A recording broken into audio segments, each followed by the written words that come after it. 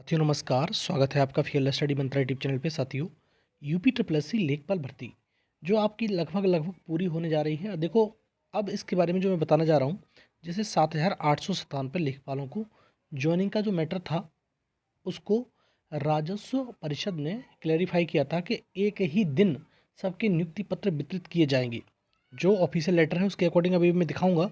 आपने मेरे पहले भी दिखाया था आपको मैंने, जो नियुक्ति पत्र था, तो उसके बारे में बताऊंगा साथियों में कि जो नियुक्ति पत्र है वो सबको एक ही दिन दिए जाएंगे। लेकिन ऐसा होता दिख नहीं रहा है।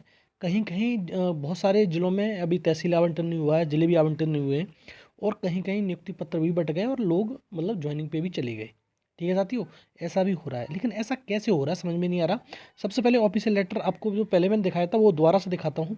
उसके फिर मायने क्या रह जाते हैं। राजस्व परिषद ने कहा था कि एक ही दिन सबको नियुक्ति बांटी जाएगी, नियुक्ति पत्र बांटे जाएंगे। उसके बाद ज्वाइनिंग तो थोड़ा बहुत आगे पीछे हो सकती है, लेकिन जो नियुक्ति पत्र वितरण का कार्यक्रम है बहुत सारे जिलों में हो चुका है। आपको मालूम है, कासगंज का मैंने बताया था, और बहुत सारे जिले हैं एटा वगैरह में, सब में हो चुका है। लेकिन ये क्या हो रहा है, मतलब ऐसे कैसे हो रहा है कि मतलब कहीं नियुक्ति पत्र बट गए और कहीं तहसील भी आवंटित नहीं हुई है, कहीं जिला भी आवंटित नहीं हुआ है। ऐसे कैसे हो रहा है और इसकी खबर क्या राजस्व परिषद को नहीं भेजी गई है? तो इसके बारे में ही चर्चा करने वाले हैं इस वीडियो में। आज हम तो साथियों, ये जो लेटर था राजस्व परिषद की तरफ से 31 जनवरी को जारी किया गया था, और इसमें कहा गया था, विषय देखो, विषय नव चयनित राजस्व लेखपालों के जनपद आवंटन नियुक्ति के संबंध में, जो नियुक्ति मिलेगी उसके संबंध में कहा गया था। महोदय कृपया उपयुक्त विषयक परिषद पत्र संख्या ये है 18/1/2024 का संदर्भ ग्रहण करने का कष्ट करें, जिसके द्वारा मंडल स्तर से जनपद आवंटन के पश्चात संबंधित जिलाधिकारी द्वारा नव चयनित लेखपाल अभ्यर्थियों के स्वास्थ्य परीक्षण आदि की कार्यवाही दिनांक 31/1/2024 तक संपन्न कराते हुए। तो ये 31/1/2024 तो हुई नहीं भाई, सीधी बात है। इसके बाद भी मतलब कार्यवाही चल रही है, ये तो डेट चलो नल एंड वॉइड हो गई। दूसरा, कराते हुए उनकी नियुक्ति संबंधी औपचारिकताएं पूर्ण करा लिए जाने के निर्देश निर्गत किए गए थे। लेकिन अब नीचे दिया गया है पॉइंट, जो मैंने पहले भी पढ़ के बताया था, दोबारा से पढ़ के बता रहा हूँ आपको। दूसरा पॉइंट देखो, तत्क्रम, ये वाला दूसरा वाला पॉइंट है। तत्क्रम में यह अवगत कराना है कि एक रूपता की दृष्टि से प्रदेश के समस्त नव चयनित लेखपालों के नियुक्ति पत्र वितरण का कार्यक्रम एक ही दिन, अब यहाँ से ये वाला देखो, एक ही दिन किया जाना है, जिसकी तिथि नियत कर शीघ्र ही अवगत कराया जाएगा। ठीक है, तो ये राजस्व परिषद की तरफ से बोला गया था। लेकिन दूसरा आप देखो नीचे, अतः इस संबंध में मुझे पुनः यह कहने का निर्देश हुआ है कि नवचयनित लेखपाल अभ्यर्थियों के स्वास्थ्य परीक्षण आदि अपेक्षित समय समस्त कार्यवाहियां समयबद्ध रूप से पूर्ण कराने का कष्ट करें, ताकि नियत तिथि को ही समस्त नवचयनित लेखपालों को नियुक्ति पत्र वितरित किए जा सकें। प्रकरण महत्वपूर्ण है, यहाँ पे ये चीज भी लिख दी है, मेंशन कर दी है, प्रकरण महत्वपूर्ण है, अतः शीर्ष प्राथमिकता एवं व्यक्तिगत ध्यान अपेक्षित है। ठीक है साथियों, अब देखो, अगर कहीं नियुक्ति पत्र बांटे जा रहे हैं, बहुत सारी जगह बट भी गए हैं, आपको मालूम ही है, इस चीज़ में कोई वो नहीं है। और अगर ऐसा हुआ है तो फिर इस चीज लेटर का मतलब क्या रह जाता है? राजस्व परिषद एक शीर्ष संस्था है, उसी के अकॉर्डिंग सारे काम करते हैं, चाहे लेखपाल हो, चाहे कानून गो हो, चाहे तहसीलदार हो, सब उसी के अंडर काम कर रहे हैं। तो फिर ऐसे कैसे हो रहा है, ये समझ में नहीं आ पा रही है। कहीं बट गए, कहीं अभी जिला भी आवंटित नहीं है, तहसील भी आवंटित नहीं है, इस प्रकार से चल रहा है। ठीक है साथियों, तो मैंने इस लेटर का हवाला दिया। तो अब देखो, बहुत सारी जगह आपको मैंने बताया भी, बहुत सारी जगह नियुक्ति पत्र बांट दिए गए हैं, औपचारिकताएं पूरी कर ली गई हैं, और वहाँ पर कुछ लोग मतलब ज्वाइन भी कर चुके हैं। तो इस प्रकार की जो अनियमितता है वो सही नहीं है। अगर एक जो कहा गया है, एक तरफ से सभी को एक दिन बांटा जाएगा तो अच्छा लगता, कि सबको एक ही दिन मतलब किया जा रहा है। और बहुत सारे जिलों में तो आपकी माले में अभी मेडिकल भी नहीं हुए, कहीं जिला आवंटित भी नहीं हुए कहीं, और कहीं कहीं अभी तहसील आवंटित तो बहुत सारे जिलों में नहीं हुए हैं। ठीक है, मेडिकल तो बहुत पड़े हुए हैं अभी। तो इनको पूरा कराना चाहिए था, आगे पीछे क्यों हो रहा है इसका समझ नहीं आ पा रहा है अभी तक इसमें। देखो साथियों, अब ये आपको मालूम है कि 188 जो पोस्ट खाली बची हैं, जो पीएच वाले जो साथी हैं उनके लिए खाली बची हैं जो पोस्ट। अब इसमें क्या होने वाला है, क्या ये मामला सुलझेगा, या फिर ये ऐसे उलझ के रह जाएगा, या फिर ये पोस्ट आगे कैरी फॉरवर्ड कर दी जाएंगी? इसके मामले में अब देखो, जो पीएच वाले छात्र हैं, वो बेचारे कितने दिनों से धरना कर रहे हैं, कितने दिनों से इस चीज़ को लगातार मतलब लोगों पे दबाव बनाया जा रहा है, लेकिन कोई सुनवाई नहीं हो रही। और अब मुझे ऐसा लग रहा है कि अब ये अपना पूरा का पूरा जोर लगा रहे हैं, और 5 तारीख को उन्होंने विशाल धरना रखा है, और उनके हक के लिए। देखो सीधी बात, अगर यहाँ नहीं होगा फिर आगे भी हक उनके मारे जाएंगे। तो इसलिए हमारी सरकार से दरख्वास्त है कि उनकी मांगें सुनी जाएँ, पूरी करी जाएँ और यही उनके हक में रहेगा।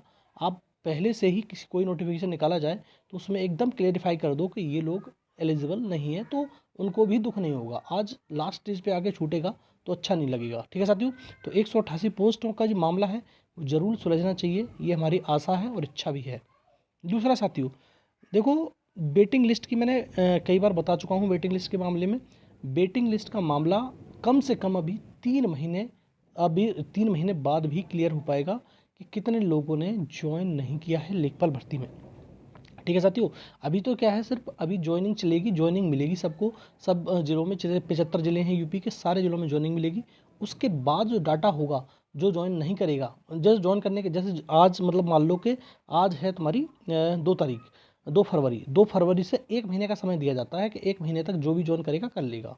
ठीक है, उसके बाद जो ज्वाइन नहीं किया जाता है तो उसका जो डाटा होता है वो ईपीट्रिपल उसमें ईपीट्रिपल से कह रहा हूँ, सॉरी, राजस्व परिषद में भेज दिया जाता है कि इतने लोग यहाँ से अनुपस्थित थे। तो वो फिर मालूम पड़ पाती है कि कितने लोग अनुपस्थित होंगे और कितने लोग नहीं होंगे।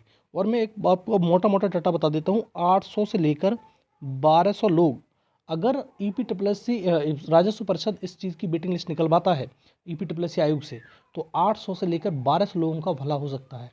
और इतने लोग कम से कम छोड़कर जा रहे हैं इस भर्ती को। ठीक है, तो ज्वाइन नहीं कर रहे हैं। बहुत सारे जिलों में तो ये मान लेना 20% लोग ज्वाइन नहीं करेंगे, क्योंकि हो क्या रहा है, इस भर्ती से बहुत लंबा अरसा हो गया और इस भर्ती में लोगों ने बहुत सारी मतलब और भर्तियां ज्वाइन कर ली और उनमें ग्रेड पे अच्छा है, सारी चीज़ अच्छी हैं, इसलिए वो इस भर्ती को प्रेफर नहीं कर रहे हैं। ठीक है साथियों, तो कम से कम अगर वेटिंग लिस्ट निकलती है तो इतने लोगों का तो भला हो ही जाएगा कि 800 से लेकर 1200 जो पद हैं वो भर जाएंगे वेटिंग लिस्ट से, और फर्दर उनको पेपर देने की आवश्यकता नहीं होगी। जैसे अगली भर्ती आ रही है जो 6000 पदों पर है, इससे कोई लेना देना नहीं है इसका, ये भी ध्यान रखना कि इस भर्ती से इस भर्ती का कोई लेना देना नहीं है। जो पद बच जाते हैं फिर बाद में मेंशन किए जाते हैं, तो ये जो पद हैं, ये जो शेष बचे हैं, जितने सृजित पद हैं उसमें शेष बचे हुए हैं उसकी बात कर रहा हूँ मैं, 6000 पद हैं। ठीक है साथियों, वो अलग हैं, ये अलग है। तो इस भर्ती में इस बार पेपर दिया था, और मैं बार बार कहता हूँ कि लोग डीओबी से बाहर हो गए हैं और जिसके 83 नंबर हैं और कैटेगरी में इसके 81 नंबर हैं, तो वो साथी बाहर नहीं होंगे और वो साथी अंदर आ जाएंगे। ठीक है साथियों, अगर वेटिंग लिस्ट आती है तो। ठीक है, और ये सब कुछ डिपेंड करेगा राजस्व परिषद पर और शासन पर। शासन कह देगा तो मान ली जाएगी बात, शासन नहीं कहेगा तो बिल्कुल नहीं मानी जाएगी, कुछ नहीं होगा। ठीक है, तो यही सब कुछ डिपेंड है, लेकिन ये भी ज़रूरी है कि वेटिंग लिस्ट आनी चाहिए, क्योंकि ये भर्ती बहुत ज़्यादा मोस्ट अवेटेड थी और उसके चक्कर में लोगों ने किसी और दूसरी भर्ती की तैयारी भी नहीं करी। ठीक है, और कट ऑफ अनएक्सपेक्टेड पहुंच गई। ठीक है, उनको उम्मीद थी कि हमारा हो जाएगा, लेकिन नहीं हुआ उनका। ठीक है साथियों, तो वेटिंग लिस्ट के लिए आपको 3 महीने का और इंतजार करना पड़ेगा, उसके बाद वेटिंग लिस्ट की बात चलेगी। दूसरा साथियों, हम बात करते हैं जो 6000 पद आ रहे हैं। देखो, उन्होंने 4700 पद की बात कही थी और मैं बार बार कह रहा हूँ कि 4700 पद नहीं है, 4700 में प्लस पद आरआई के जो प्रमोट होके गए हैं लेखपाल वो, और दूसरा हर महीने रिटायर हुए हैं वो। तो कम से कम 6000 पदों पे भर्ती आएगी। और आपके अगर जो आपने पेट दिया है उसमें 31 मार्क्स हैं, ठीक है, 31 मार्क्स समथिंग भी हैं, 30 पॉइंट समथिंग भी हैं, तब भी आपको शॉर्ट लिस्ट किया जाएगा इस भर्ती के लिए पर्टिकुलर। अब आप कहोगे कि पिछली बार तो बहुत ज़्यादा गई थी शॉर्ट लिस्टिंग के लिए। पिछली बार पेपर में और इस वाले पेपर में ज़मीन आसमान का अंतर है, परसेंटाइल से चेक कर लेना आप। और मैं बार बार यही कोशिश कर रहा हूँ बताने की आपको, जिससे आपको मालूम पड़ जाए। ठीक है साथियों, तो 31 नंबर वाले एकदम सेफ है आपको, मतलब ये क्या है, शॉर्ट लिस्ट हो जाओगे आप इस भर्ती के लिए। ठीक है साथियों, तो ये रहा वीडियो। तो वीडियो अच्छा लगता है साथियों तो लाइक शेयर कर दिया करो, चैनल सब्सक्राइब कर लो, बेल आइकन जरूर दबा देना, जिससे मेरे आने वाले वीडियो को नोटिफिकेशन आपको मिलते रहेंगे। ठीक है सर, धन्यवाद।